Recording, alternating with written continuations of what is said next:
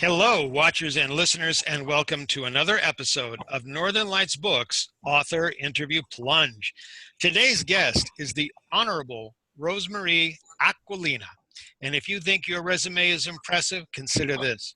Rosemarie is the mother of 5 children, is currently a 30th Circuit Court judge serving in Michigan's General Trial Division, and served as the 55th District Court judge in Mason, Michigan. Wait a minute, no, we're not done yet. In 1986, Judge Aquilina became the first female JAG officer in the history of the Michigan Army National Guard and retired in 2006 with 20 years honorable military service. She's an adjunct law professor at both Western Michigan University's Thomas M. Cooley Law School and Michigan State University College of Law. And she's earned teaching awards from both. She owned her own law firm and hosted the syndicated Ask the Family Lawyer radio talk show. Oh, by the way, she also writes murder mysteries. Triple Cross Killer was published by Fiery Seas Publishing in 2017 and Feel No Evil in 2003 by Porch Swing Press. Please welcome Judge and author Rosemarie Aquilina. Rosemarie, how you doing? Great. Thank you for inviting me to speak. Always a pleasure to talk about my friends in my novels. Okay, good. Thank you. You're in your office, so thank you for taking us in there and sharing your time with us. I'm going to go right into the questions, if that's okay. Great. All righty. Your next book out of the gate is All Rise. It's the first in a series, and I believe it's in final edit. I've read an excerpt of it, and to me, it reads like a courtroom drama, but it's coming out as a cozy mystery. Are cozy something new for you? Your Triple Cross was a thriller. So what's your usual genre? I like to write thrillers, but I also have a softer, more humorous side to me. And of course, with what I do, I see very serious matters, but there's always a softer side to things. So I really enjoy taking my writing to a different level, which is the All Rise series, which is the cozy mystery series. It's a lot more fun. I like to play with the characters, not as serious matters. Clearly, death, murder is always serious, but you can have a sense of humor as you are solving very serious matters. And that's really what a cozy mystery is. It takes you on a fun journey, not as serious as Triple Cross Killer. Okay. How did the Triple Cross Killer, how did the idea come about? In our previous conversation, you told me that your son asked you a question and you just went, there's a murder mystery in that.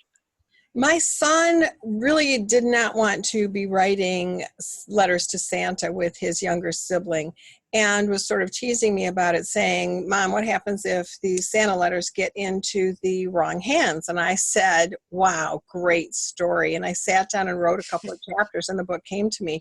And it was as simple as that. Of course, writers take ideas from everywhere, and mine often happen from a question that's asked of me. Okay, well, here we go. I'm asking you a series of questions. Let me know if we get a book out of this. I imagine there's some professional ethics that stops you from writing about actual trials that you're working on. Is that true, or is that just something non-legal people think? Because it No, seems that is interesting. actually, yeah, it is interesting. That is actually true. Really, on a pending matter, something that's open, I certainly would not want to talk about that or write about it. But what I write is fiction, and so I hear a lot of trials, I do a lot of research, and I hear testimony from experts. So those things do land in my books, but in a fictional way. You can't help but learn when you're on the bench, and I take some of that knowledge and put it in my books, but I make it fictional. I don't think it's fair to the people who appear in front of me to make it non-fictional without their permission. At some point, maybe I will do that, but not now. I enjoy the fiction. It must be kind of nice to have access, and I'm guessing this is the case. You have access. If you're not sure what kind of gun somebody has, you can call up your friends who are ballistics experts and say, by the way, would somebody be carrying a Ruger or a Smith & Wesson? Is that how it works? Yes, absolutely. Or when detectives are there and we're on a break, I ask them, or you'll find in the book talking about the 10 codes that the officers use, and a lot of them don't use that anymore, but some of them still do. They have their own codes, so I will use that. In Triple Cross Killer, there's a dog recon. Recon is an actual dog I heard testimony on, and I just thought he was the most fabulous, fun dog ever. There was a home invasion, and the officers thought that the perp was still in the home, and Recon went and got that burglar and didn't let go of the burglar until they got there's a certain signal and tone from the officer. And of course, when I heard the burglar testify in front of me, he was complaining that the officer had the dog bite him too hard and too long. Well, dude, you know, you don't want that to happen. Don't break into someone's house. We have the castle doctrine in Michigan, and you know, he's lucky he didn't get killed. And the dog really, if you think about it, saved his life. And was it uncomfortable? Sure, but it was really uncomfortable for the victims to have him in their home. So Recon's a really cool dog. I think he saves lives all the way around, and so Recon's in my book. Thanks for that story, and I have to ask, do you have, I don't want to call them antagonists, do you have characters in your books that are not society's best and are just so stupid that you have fun writing them because they're just so out there? Always. Even some of the people you might call good people, they have sort of quirky sides to them. And they're just so much fun to write about. And of course, when you're writing fiction, you can further embellish. And then I have people read the books and they say, is that me? Do you remember this or that? And they want those quirky things to be added into my books. And sometimes I don't think that's appropriate because I don't think it's as funny as they do. But yes, people read my things. They know that somewhere they're in there and they look for them. And sometimes they're on the evil person and sometimes they're on the good person.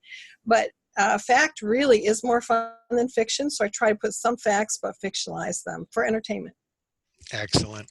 What's your, okay, so you do cozies and you do thrillers. What's your favorite genre to read? What do you read in general? I read a lot of different books. I really like to read John Grisham. Some of his are more favorite than others, but I really like the storyline that he comes up with, and I think most attorneys do. But I also like to read like the Joanna Fluke books with, she owns the bakery and solves mysteries out of that. And then there's a lot of different kinds of books where someone is a maid and solves mysteries. I really like people who are out of their element solving mysteries. So I look for those, whether they're cozies or thrillers, because I think that we all inside want to solve mysteries wherever we are located because it's fun. It doesn't have to be a murder. It can be anything. But I think putting those kind of puzzle pieces together is fun. I am not someone who will sit and actually do a puzzle, but something like this I love to put together. Excellent. Now you have an agent. You're managed to find an agent. How did that come about? It's quite a trip to find an agent. And of course, your book doesn't really go anywhere unless you have the right agent. So there is a book that's called The Guide to Literary Agents. And so what I did is I finished my novel, and then I went through all the edits and all of that. But when it was at a point where I thought an agent might be interested, I sent out letters with a query letter and sample pages, whatever their requirements were that are listed in the Guide to Literary Agents. And when I got one rejection, I would send 10 more. So I had probably 100 letters out there when I finally found my agent. So it's quite a journey, but along the way, because that's really harder, for me, that's harder than writing. I would rather write than send out queries. But along the way, I also went to writing conferences, the ones, every community has some. So some I went to that were farther away and some I went to that were very close to my home. And I tried to look for those ones where agents would attend or editors would attend who would give you feedback on your work. So that also helped me draft the proper query letter, redraft the couple of chapters that they look at, the beginning, the middle, the end, those kinds of things, and really hone my craft. And then I was able to finally find an agent. But it really is a needle in a haystack kind of search. You can have the best novel out there. If you aren't really diligent, or if you have such an ego that you don't like to be told no, you're going to go cry in the corner, then writing's not for you. You need to go pour coffee and listen to other people's stories. You really have to have a backbone. I would be concerned if you didn't have an opinion. You know, okay, I'm kidding. Your current publisher is Fiery Seas Publishing, but they weren't your first publisher. So that's been a journey in and of itself. How's that been? You know, you also have to find the right publisher. Whether or not I stay with Fiery Seas, I don't know. My first publisher was very new and very small, and Fiery Seas is also very new but very growing. And so you really need to work with your agent to find a publisher who's going to not just pay you and drop you, but who's going to help do the blogs and the promotions and send books out on time and do all of that. So that's another journey. It's not one that I took alone. It's one that I took with my agent and upon her recommendation, because again, I'm not in the industry. I don't want to be in the industry. I just want to write books and have somebody else sell them. So I think we have a good match with Fiery Seas, but we'll see whether I stay with them. You know, you have to have somebody that over the long haul believes in your books, promotes them, and you work really well together. And so far it's been a good journey, but I'm always open to new adventures. Excellent. You had mentioned in our previous conversation that part of this journey that you've been on, you educated yourself on writing, publishing, and marketing. You went to classes. You, as you just said now, you went to conventions, you traveled, you talked to lots of people. What's that journey been like? And do you recommend it to other authors? I do, because, you know, there's New York has an agent and pitch and writing series, and I went to that, and really that taught me how to write a better query, how to make a pitch to an agent and to a publisher in just a couple of minutes. They gave me an analysis of chapters of my book that were invaluable. And New York is one of the toughest areas to have your books read and to go there. And it really helped me maintain the backbone and also the fortitude that I needed, but also told me where I needed work. I've gone to seminars in Chicago and many in Michigan and around the States. And meeting other writers is just invaluable. They also tell you their stories and will link you up with contacts. And you can trade ideas of what works and what doesn't. So for any aspiring writer, you know, you have to learn your craft. You just can't say, I've written a book and it's wonderful. Good for you. It's a lot of work, like everything in life. If it's worthwhile to you, do the work. That's how I got published. Mm-hmm. Well, congratulations. Thank you. You've also hired editors. Prior to going with Fiery Seas, you hired editors. Is that necessary? Is that something you strongly advise other authors to do before they send a book out, or what? Yes. What happens is that the publishing world is now, it is so competitive. An agent, you'll end up in a slush pile in 30 seconds. So it really has to be honed almost to the level of where a publisher could say, yes, with a couple changes, I'm ready to publish you. So I have my own editor that I go through, and she is remarkable. She's like that English teacher that everybody hates, but I love, because she doesn't just edit. She also teaches me how to make a stronger sentence, a paragraph, how to slash and cut and redo. And so I do that. I also have another editor that I've hired who has a series about how to write a book in 3 stages. And he goes through drafts with me as well. So I actually have 2 paid editors that I use prior to, and both of them serve different functions for me to have the cleanest, best product when I'm putting it out there to an agent, because an agent is busy. They receive hundreds of manuscripts per day, not per week or month, but per day. So you're lucky if you can get somebody to read the first line. And so you really need to make sure you have the best possible material. And so I work with editors, and I'm not so vain to say that's a perfect paragraph or a sentence. Nothing is perfect. When you slash it and rewrite it, often it is much better. Okay. Here's to those of us who slash relentlessly. Yes. I forget who was it who said throw out your darlings, but yes, I agree. Aquilina, you're the daughter of a small eagle, Aquilina, and you're proud of your European ancestry. What exactly is it, and how does it come across? Do you use cultures in your stories? Is family ties an important thing for you? Yes, I do. My father's Maltese, my mother's German, and Aquilina means small eagle in Maltese. And of course, my heritage plays a role in my life and in what I do every day and how I think. And I think it's important to maintain cultural diversity, and novels are a great way to demonstrate that we can think differently and come together to solve a problem. So you will see in my novels straight people and gay people and black people and white people and Hispanic people and people of all different means, and they come together for one purpose. And that's really the way I see the world. That's how I was raised to see the world. And I think that's what makes America great and really the world great, that diversity. And when you can solve a problem with so many different people and brains together, that is just a blessing. Definitely. Speaking about solving problems, you were a military judge and a JAG officer. And I'm going to guess that the majority of people, when they hear JAG officer, they remember the TV show. I don't know how realistic that was. Not at all. Okay, well, there we go. So let me just get rid of this question. But okay, the question is actually, can we expect any military novels, perhaps a series from you? I don't know about military novels, but clearly even in Triple Cross Killer, we do have the killer who has a military background and has some PTSD and some other issues that really play in what he's doing. And so, yes, you will see the influence of the military. You'll see the influence of my kids. You'll see the influence of everything that I have done, being a law professor, a judge.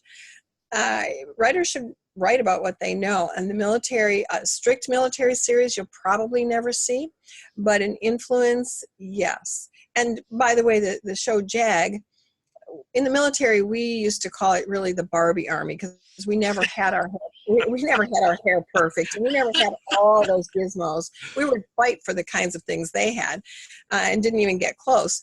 But you know, to me, JAG would be more like a MASH. If I have to do a JAG show, it would be more like a MASH, because we had a blast and just very funny things happened, and we still got our work done. The JAG show just was surreal to us. Okay, everyone listening and watching, Barbie Army, just remember that. That's going to show up somewhere. Somebody's going to Yeah. use it. All right. Okay, so Rosemarie, what are you most afraid of? Well, I am most afraid of leaving a world behind for my children that is not a happy place. And I know I can't fix the world, but I would like to leave my mark so that my children know that the goal in life is to make life better, not just for themselves, but for others. And even if it's just writing a novel and making people laugh, to forget their troubles for a while, it's really important that we all work together to do that. And my fear is really of dying before I can get what I need to get accomplished, and really not just for the world, but my world, which is my kids. Okay. What is your biggest pet peeve? Now you're going to tell us it's your kids. No, just kidding. No, well, although that can happen on days. No, my biggest pet peeve probably is so many people come to me and say, how can you do so much? Well, I want to always retort, why aren't you doing those things? Because I think that we're all capable of so much more than we do every day, and I try to honor that. And I don't always get it done, but I try to do it. And so those people who stare at me and say, how can you? I want to retort back, why aren't you? Okay. When did you realize you wanted to be a writer? Was that when you were in the Barbie Army? No, just kidding. When did you realize you wanted to be a writer? I grew up really poor. And so we didn't have a lot of books. We went to the Salvation Army for clothes and toys and those kinds of things. We were that poor because we immigrated and really had nothing. And so my brother, who's 11 months and 2 days younger, used to ask me to read stories, and we just didn't have the books. And so there I was, a couple of years old, and I would take anything, a television guide, a box of a cereal, comics, whatever it was, and I couldn't read, but yet I would tell him stories. And the sheer joy and pleasure on his face, tell me another story, how did that happen, tell me more about this character, really set me up in my life to say that's what I ultimately want to do. I want to write stories that make people happy or think about something. So I've always wanted to do it. Very good. Thank goodness your brother was there to egg you on. He still is. What do you want readers to remember about your books? That they were entertaining, but that they also gave a message about caring for others, about listening, about being your own champion. You can save yourself. You have to remain strong. All righty. We will put that on the back cover copy. If you could spend time with any character from your books, who would it be? And what would you do during the day? If I could spend time with Jacqueline, Jack as we call her in Triple Cross Killer, I would love to do that. She's a female detective, very independent, very smart, and she has a lot of fun in her life, and she's always challenging somebody. And so I really like Jack.